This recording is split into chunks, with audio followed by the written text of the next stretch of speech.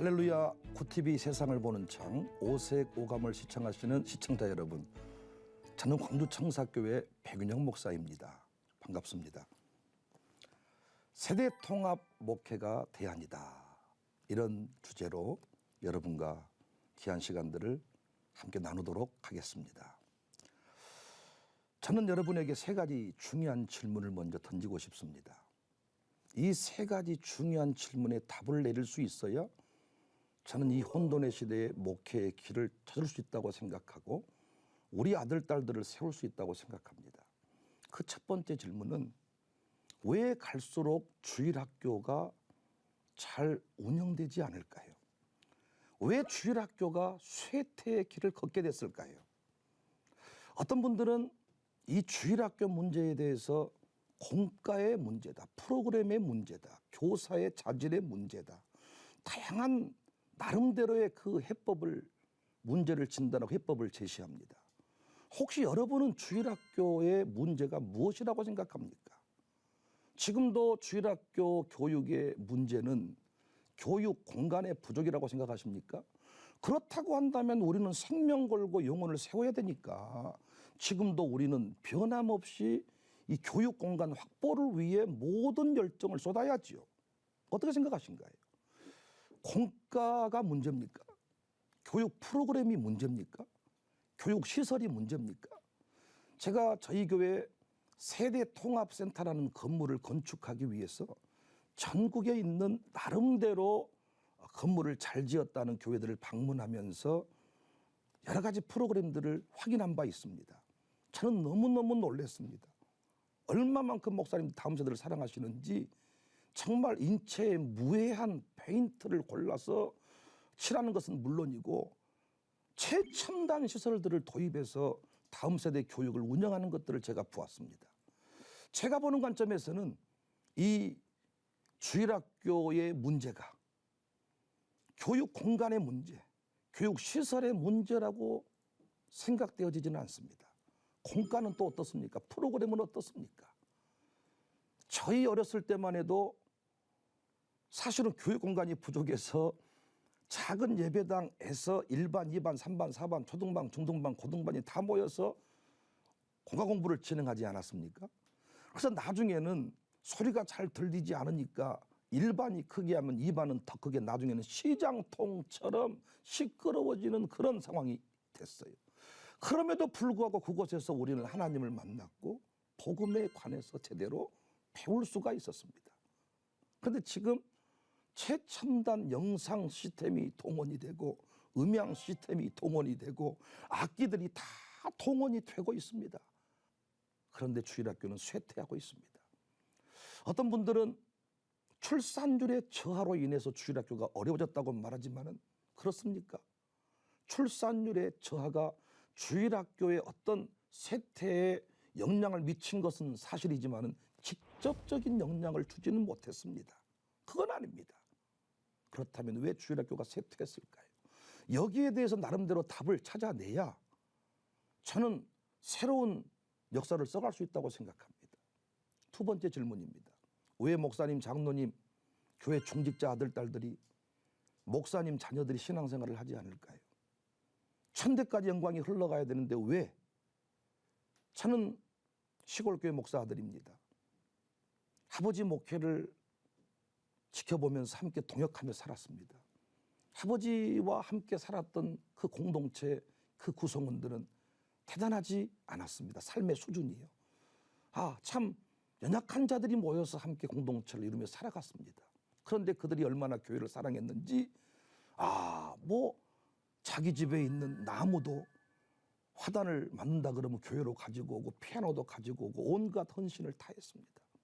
그런데 어느 순간 지나니까 장로님 자녀 중에서 신앙생활하지 않는 사람이 생겨나고 권사님 자녀 중에서도 가정이 무너진 사람이 생겨나고 형통의 역사를 써가지를 못하더라고요. 저는 이 부분에 대해서 의문을 가지기 시작했습니다. 그리고 목사님들 이렇게 보니까 목회자 자녀들의 이 문제가 더욱 심각함을 깨닫게 되었습니다. 제가 이 문제를 가지고 조금 부흥회도 다니고 많은 성도들을 만나 보는데, 이 자녀 문제를 가지고 성도들하고 말씀을 나누는 중에 참 많은 성도들이 가슴을 치는 것을 봅니다. 저는 열심히 교회 생활 한다고 했는데 어느 순간 보니까 내 아들, 딸들이 신앙생활을 하지 않는다는 거예요. 그래서 이 문제에 대해서 제가 구체적으로 파고 들어가면 목사님도 장로님도 너무너무 난감해할 때가 많아요. 이 시대에 아브라함은 없습니다. 다윗은 없습니다. 여러분과 저만 살아있을 뿐입니다. 이제는 우리 가문의 역사가 형통의 역사가 되어서 이제는 애국에 있는 신앙의 주역들이 아니고 우리 이야기들을 가지고 철수와 영의를 가지고 우리 교회 성도들 권사님들 이름만 봐도 순위가 많고 영순위가 있고 우리에게 익숙한 그 이름들이 간증의 주역들로 세워져야 되는데 여전히 우리는 그렇지 못합니다. 총회장을 지낸 목사님도 어느 순간 은퇴를 하시더라고요. 그 영광스러운 자리에서 물러나시더라고요. 문제는 그 목사님의 자녀들에게 신앙이 흘러가면 역시 그 가문은 여전히 하나님 나라 확장의 주역으로 우뚝 서지만은 이것이 단절이 되어버린 경우에는 끝났더라고요. 왜 우리 아들, 딸들이 신앙생활 하지 않을까요? 저는 목사님, 장로님 자녀들만 신앙생활을 해도 한국교회 위기 아니라고 생각합니다. 한국교회 목사님만큼 위대하신 분들이 있습니까? 저는 신앙이 위대하다고 생각해요. 전 세계에서 새벽 기도하는 민족, 우리 민족밖에 없고 그 새벽 기도 가운데 매일 설교하는 목사님, 한국 목사님이십니다. 40일 금식 기도 참 많이 하십니다. 헌신적입니다. 대단하십니다. 그 열정. 장로님들은 또한 어떻습니까? 저는 그들 후손들만 교회를 지켜도 그 영광이 사라지지 않는다고 생각합니다. 그런데 왜 목회자, 중직자 아들, 딸들이 신앙생활을 하지 않을까요? 여기에 대해 저는 수도 없이 질문을 던졌고 나름대로 답을 찾았기 때문에 제가 이 자리에 서게 되었습니다. 여러분 어떠신가요? 자녀들과 함께 가정에서 비대면 예배를 드려보니까 영상 앞에 앉아 있으니까 아들, 딸들이 정말 예배할 수 있던가요? 여러분 여기에 대해서 어떻게 생각하십니까? 이미 대면 예배 시절에도 우리가 모여서 예배할 때에도 주일학교 교사들이 연말 되면 다 더 이상 못 해먹겠다. 특히 중고등 이 교사들은 더더욱 어떤 3D 직종의 하나가 되어버렸습니다. 더 이상 어찌할 수가 없다. 1시간 예배, 그 1시간 예배도 어떻습니까? 그 1시간 예배도 지금 하나님을 만나고 경외하는 신앙을 가르치고 그런 차원으로 가는 게 아니고 여전히 흥미, 놀이, 재미, 어떤 이 눈높이 교육 이런 형태로 흘러갈 때가 많습니다. 현주소가 드러났어요. 여러분 돌아가시고 나면 여러분 집안에 기도할 사람이 있으신가요? 여러분 돌아가시고 나면 장례식장에 제사상을 차릴 사람들이 많습니까? 아니면 주회종 모셔서 함께 천국의 소망을 노래하는 예배할 그런 사람이 많으십니까? 이 부분에 대한 답을 내리셔야 돼요. 언젠가 저도 목회 은퇴할 것입니다. 그러나 저희 가문의 역사는 은퇴가 있으면 안 되잖아요. 천대까지 역사가 흘러가야 되잖아요. 사실 저 같은 경우에 결혼하고 아이를 못 낳습니다. 아이를 가지지 못해서 눈물로 기도했던 적이 있습니다. 3년을 지나고 산부인과에 갔는데 둘 다 아이를 가질 수 없다. 눈물을 쏟았습니다. 그때 그 아내가 참 힘들어했습니다. 저는 그래서 돌예배, 백일예배 부목사로서 인도로 갈 때마다 아내가 참 걸렸습니다. 나중에 아이 갖지 못한단 말을 들었을 때 성도들이 사모님도 밥값하셔야죠. 사모님 언제 우리에게 떡 줄 겁니까? 이런 얘기가 가슴을 에이듯 아팠습니다. 눈물로 기도했는데 하나님의 은혜로 아들 둘을 주셨습니다. 두민과 은민. 얼마나 사랑스럽고 예쁘겠습니까? 그런데 제가 아무리 그를 사랑하고 그를 잘 세우고 싶어도 그가 하나님을 예배하지 않는다면 우리 가문은 끝나는 거잖아요. 하나님이 그를 쓰시지 아니하면 저는 더 이상 영광을 볼 수가 없잖아요. 여러분 자녀 어떠하십니까? 신앙생활 잘합니까? 여러분이 나아가는 신앙의 그 자리에 함께 동행하고 있습니까? 세 번째 질문입니다. 왜 한국교회 영향력은 갈수록 쇠퇴할까요? 지금 코로나 시대에 세상이 교회를 욕합니다. 세상이 교회를 비난합니다. 무엇 때문일까요? 이제 코로나 이후 시대에 우리가 새로운 목회를 꿈꾸고 새로운 역사를 위드 코로나 시대에 이제 교회들이 다시 일어서려고 준비하고 있는데 어떻게 하면 다시 영향력이 회복이 될 수 있을까요? 이 문제에 대해 답을 가지고 계십니까? 제가 부임했던 광주 청사교회는 일대 목사님께서 개척하셔서 건축했던 교회입니다. 본당이 참 아름답습니다. 4층 규모의 본당인데 어찌 우리 동네에 이런 교회 예배당이 있나 싶을 만큼 아름다운 교회였습니다. 그런데 그곳에서 싸움이 벌어졌고 분열의 역사가 시작이 됐습니다. 무리해서 건축을 하다 보니까 서로에게 부담이 되었던 것 같습니다. 그래서 목사님의 목회도 어려워지게 되었고 결국 교회를 떠나시게 되었습니다. 그 과정 속에서 너무나도 많은 아픔을 겪은 거예요. 5개월 정도 목사가 없이 지내던 중에 제가 담임 목사로 부임을 하게 됐습니다. 교회 부임을 하고 보니까 이 아름다운 예배당 안에 한 50여 명의 성도가 머물러 있었습니다. 상당히 많은 부채를 떠안은 채 우리 장로님께서 교회를 책임지고 계셨습니다. 제가 이 교회 가서 설교를 딱 하고 목회를 열어가는데 막막했습니다. 이 상처를 어떻게 해결할 수가 있을까? 우리 교회의 문제는 어디로부터 왔을까? 왜 우리는 이 아름다운 예배당에서 울고 있어야 할까? 제가 11월 달에 부임했는데 온풍기를 가동시키지 못하고 있었습니다. 그 이유는 전기세를 절약해서 이자를 감당해야 됐기 때문입니다. 교인들이 교회에 올 때 폐지를 주워서 왔습니다. 빈병을 모으고 있었습니다. 이것들을 모아서 건축원금 만들고 이자를 감당해야 되겠다는 것입니다. 실제로 가서 점검을 해보니까 교인들이 한 헌금으로 이자를 감당하기가 버거웠습니다. 제가 부임했으니까 제 생활을 책임져 줘야 되는데 역시 이제 그것도 짐처럼 느껴질 수 있는 상황이었습니다. 그곳에서 제가 어떻게 다시 일어설 수 있었는가?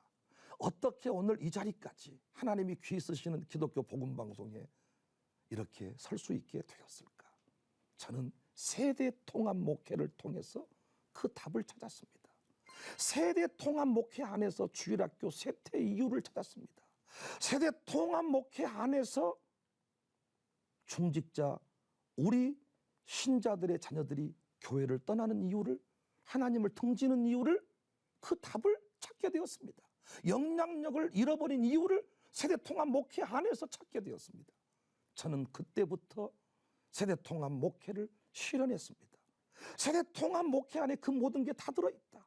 영향력 있는 교회로 우뚝 설 수 있는 것은 건물이 우뚝 서는 게 아니잖아요. 영향력 있는 교회로 우뚝 서는 것은 하나님의 은혜를 넘치도록 경험한 사람이 교회 안에 세워질 때 영향력 있는 교회로 빛을 발할 수 있는 거잖아요. 저는 그래서 세대 통합 목회가 돼야 합니다. 오래전부터 외쳤습니다. 컨퍼런스도 했었습니다. 이 얘기를 가지고 유럽도 갔습니다. 참 많은 분들을 만났습니다. 오늘 시청자 여러분 앞에 서게 되었습니다. 이 코로나 시대에 우리 아들 딸들이 무너져가는 이때에 세대 통합 목회의 원리를 깨달으신다면 가문이 세워질 것입니다. 교회가 살아날 것입니다.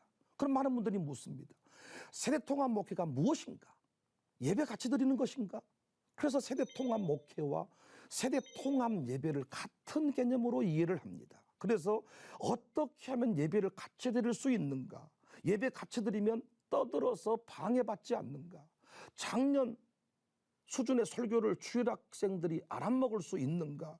그렇게 했을 때 주일학교에 과연 부흥이 일어나는가? 통합예배 프로그램 어떻게 하면 이때 아이들이 떠들지 않습니까? 어떤 설교를 해야만 됩니까? 통합예배 프로그램으로 통합목회를 이해하고 있습니다. 그렇지 않습니다. 세대 통합 목회 안에 세대 통합 예배가 포함되어 있기는 하지만은 세대 통합 목회가 곧 예배 같이 드리는 것이 아닙니다. 예배 한번 같이 드렸다고 세대 통합 목회가 실현된 것은 아닙니다. 물론 방법론 중에 하나이긴 하지만 그게 전부가 아니라고요. 하나님께서 인정하셨던 경이로운 부흥의 역사를 써갔던 우리 선조들의 신앙, 구약으로 치면 다윗의 신앙, 아브라함의 신앙, 우리 선조들의 전 세계적으로 경이로운 부흥의 역사를 써간 교회는 한국교회가 유일하잖아요. 전 세계 영향력을 미친 교회 한국교회잖아요. 한국교회 위대한 부흥의 역사를 써간 그 신앙을 다음 세대에게 전수하고 가르치는 것이 통합목회입니다. 그러면 한국교회를 이렇게 세운 경이로운 신앙, 같은 신앙을 후대에 전수하기 위한 통로 확보, 이것이 통합목회입니다. 같은 신앙을 후대에 전수하는 것이 통합목회인데, 같은 신앙이라 함은 저는 이 뿌리를 찾고 보니까 5가지가 나왔습니다. 한국교회를 세운 위대한 신앙은 주일성수 신앙입니다. 나중에 기회가 주어지면 이 5대 신앙에 관해서 자세히 이야기를 나누겠습니다만은, 선조들이 하나님을 잘 섬길 수 있었던 신앙, 하나님께 넘치는 복을 받았던 신앙, 주일성수 신앙 안에 포함이 되어 있습니다. 사실은 청교도들 것보다 더 우리 것이 위대합니다. 그 주일성수 신앙을 저는 선조들이 지켰던 대로 후대에게 가르치는 것이 통합목회다. 하나님이 인정하신 것, 2번째 새벽기도입니다. 저는 한국교회 부흥이 설교학에서 왔다고 생각하지 않습니다. 제자 훈련에서 왔다고 생각하지 않습니다. 사실 우리 선배님들의 설교는 설교학적으로 분석을 했을 때 탁월하지 못했습니다. 책망하는 것이 전부일 때가 많았습니다. 회개를 촉구하는데 정말 사랑의 채찍을 들고 내리치는 것과 같은 외침이었습니다. 세례 요한처럼 어떤 투박함이 있었습니다. 그래서 성도들도 목사님이 혼내면, 야단치면 야단 맞고 아멘하고 회개하고 은혜 받고, 어디서 부흥이 왔습니까? 설교학이 아닙니다. 오늘날처럼 성도의 수준이 설교를 듣고 위대하다, 준비가 됐다 안 됐다 평가할 만한 수준이 아니었고, 당시 성도들의 수준은 학문이 제대로 갖춰져 있지 않았습니다. 한글도 모르는 상태였습니다. 그래서 목사님이 설교를 읽어주는 것만으로도, 원고를 읽어주는 것, 아나운서처럼 읽어주는 것만으로도 정보 전달 능력이 있었고 은혜를 경험을 했습니다.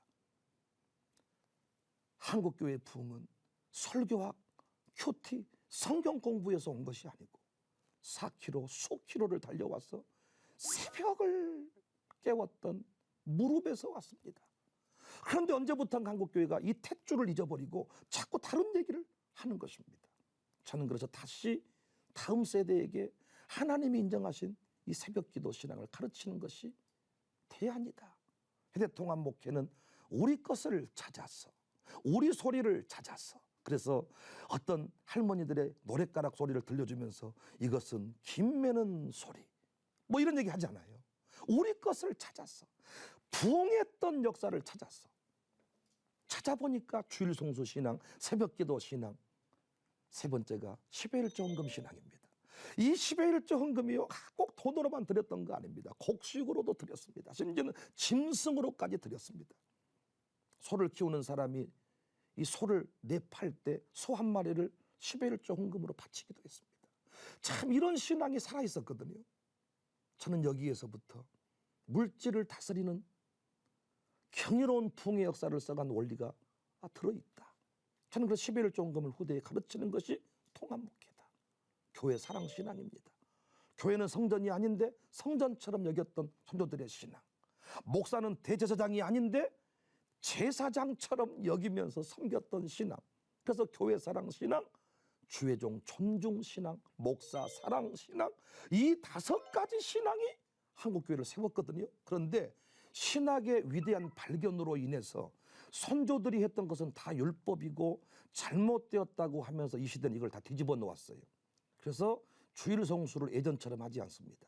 주일날 돈을 쓰지 않고 오락하지 않고 이 모든 일들을 하지, 선조들은 노동을 멈추고 공부를 멈췄는데 요즘에는 그렇게 하지 않습니다. 1년 365일이 다 안식일이다. 맞는 말씀입니다. 그러면 선조들이 했던 신앙은 다 틀렸습니까? 아니지요. 왜 그렇게 했는지에 대한 이유, 그 안에 생략되어 있는 언어가 있습니다. 이걸 설명을 해주면 주일성수 안에 보배로운 것들이 들어있습니다. 예전에 우리 어렸을 때 부모님들이 눈 뜰 때, 기도할 때 눈 뜨면 눈이 썩는다 이런 말을 했어요. 신학적으로 맞는 말입니까? 틀린 말이죠. 그런데 기도의 소중함을 가르칠 때 부모님의 언어로 말을 했던 거예요. 복 받고 싶냐? 주일 성수해라. 복 받고 싶냐? 10일 종금 바쳐라. 복 받고 싶냐? 교회 잘 섬겨라. 우리 선조들의 언어로 이야기를 했던 것입니다. 근데 이걸 신학적인 원리를 풀어서 새벽기도 항상 했던 거 아니다. 새벽기도 다음 세대는 못한다. 청년은 저녁문화다. 다 바꿔버린 거예요. 10일 종금 안 해야 된다. 10일 종금 돈 먹고 돈 먹기. 이렇게 흘러가서 10일 종금 욕을 먹지만은 선조들이 했던 10일 종금은 돈 먹고 돈 먹기 아닙니다. 하나님을 경외하기 위한 최고의 장치였습니다. 이것들을 잘 풀어서 다시 설명을 해준다면 하나님이 인정했던 그 신앙이기에 전 한국교회 부흥이 온다고 생각해요. 저는 이 원리를 우리 다음 세대에게 우리 광주 청사교회에서 무너진 성벽과 같은 청사교회에서 가르쳤습니다. 10여 년 동안 열심히 이걸 가르쳤더니 정말 부흥이 일어났습니다. 여러분, 선조들이 학문이 없었어요. 목사님들도 유학파가 아닌 지방신학교 출신 목사님들이 많았습니다. 그런데 그들이 목회할 때 세계가 주목할 만한 부흥의 역사를 썼습니다. 그런데 이제는 신학이 탄탄해졌고 박사 목사님, 박사 장로님, 회장 장로님이 당회를 운영하는데도 교회는 무너져 가고 있습니다. 무너져. 저는 너무 단순하게 생각하고 싶어요. 우리의 신앙 하나님 인정 안 했다. 그러나 우리 선조들의 신앙 하나님이 인정했다. 그래서 지금 미스터 트론, 미스 트론, 트론 열풍이 불고 있는데 옛날 우리 어르신들이 불렀던 노래를 다음 세대에게 부르게 한 거잖아요. 그랬더니 그 안에 새로운 K-트롯이라고 하는 새로운 역사가 일어나게 됐습니다.